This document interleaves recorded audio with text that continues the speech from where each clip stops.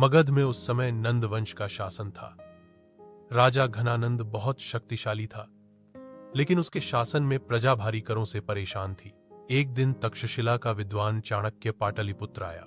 उसकी साधारण वेशभूषा देखकर दरबार में उसका अपमान कर दिया गया।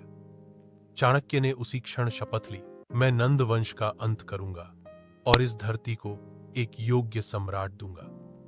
यह शपथ ही आगे चलकर मौर्य साम्राज्य की नींव बनी। चाणक्य को एक ऐसा व्यक्ति चाहिए था जो साहसी हो, बुद्धिमान हो, मजबूत इच्छा शक्ति रखता हो।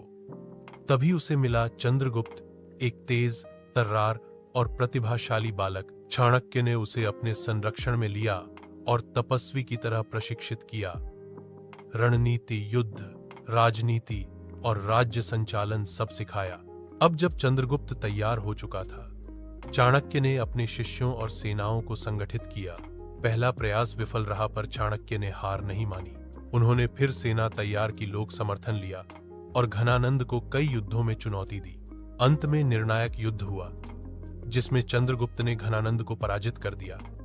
इससे नंद वंश का अंत हुआ और पाटलिपुत्र का विशाल खजाना चंद्रगुप्त के नियंत्रण में आ गया। घनानंद की पराजय के बाद चंद्रगुप्त ने 322 ईसा पूर्व में मगध का सिंहासन संभाला। मौर्य वंश की राजधानी पाटलिपुत्र थी।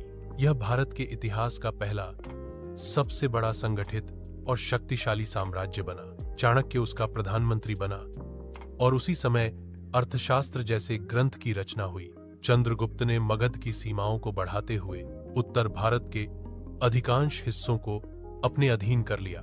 चंद्रगुप्त मौर्य के समय यूनानी राजा सेल्यूकस निकेटर का दूत बनकर मेगास्थनीज भारत आया था।